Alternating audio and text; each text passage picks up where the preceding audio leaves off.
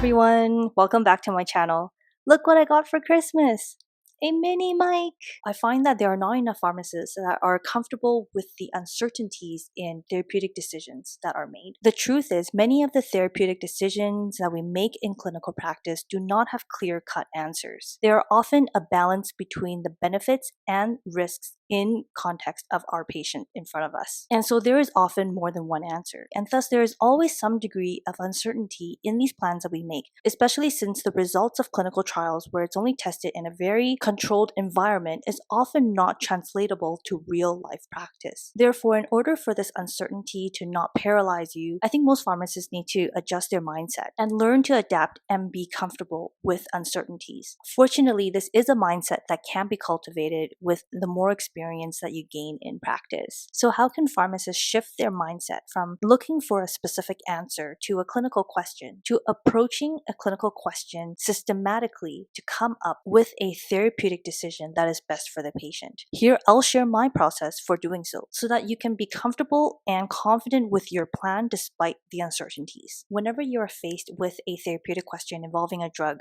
go back to that acronym that we were taught in school, NESA. N is necessary. Is there an indication for this medication? I think most pharmacists often forget the N, the necessary part of drug therapy, and they often get too zoned in on the drug when it's already prescribed. The first step of any clinical thought process is to figure out whether this medication is even needed. Because if it's not even necessary, then there is no point on wasting all of your time and effort to come up with a therapeutic question related to this drug when it's not even needed to be continued. Let's say you determine that the medication is necessary and there is an indication to support its use. Then the next part is to break down your clinical question into the PICO format. So PICO, for those who are not aware, stands for patient, intervention, comparator, and outcome. Every clinical question should have each or most of these components. By breaking down your clinical question into these components, it allows a more targeted literature search so that you're not wasting time on irrelevant articles. And it also helps identify keywords that you can plug in when you do your literature search.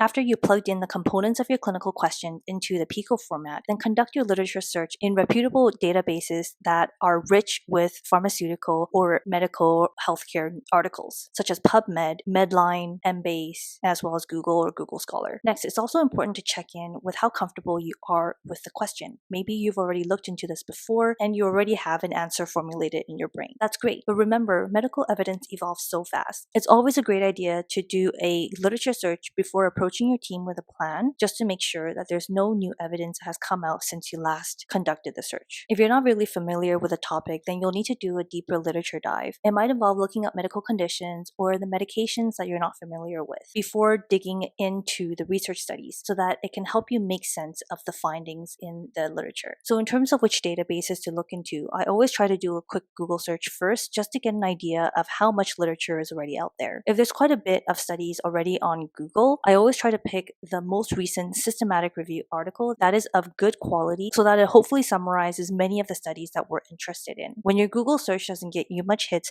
this is when you might need to go to databases such as Embase or Medline to get some of the other studies. There are many times where I don't get the results that I need on Google, but I do find relevant studies in Medline and Embase after I key in my keyword. When you're conducting your research and looking through studies identified from the databases, have a copy of the PICO format that you have nearby you. The reason I say this is because you're going to be bombarded with many hits and many which are not relevant. So therefore, having the PICO format near you will hopefully help you focus on the articles that are relevant to your specific patient, to the specific intervention or comparison and outcome that you are interested in. It's also very important to take notes while you're going through the studies. You're going to think that you're going to remember, but after reading 5 or 6, you're going to forget what you learned from the first study, guaranteed. Or maybe it's just because I have a short-term memory. Regardless, it's always important to have the notes there. Put the link beside the notes so that you can always refer to the article later if you need to. When I'm taking notes, I try to break this study down into the PICO format too. So with every study, I make note of the patient population that they've studied, the intervention and comparator that they're looking at, as well as the outcome and the results that they've noted. I also leave a section for comments below where I note the study's limitations. After looking through the relevant studies in your search, this is when I'll take a step back and think about the evidence in its entirety. While doing so, try to put this in the context context of your patient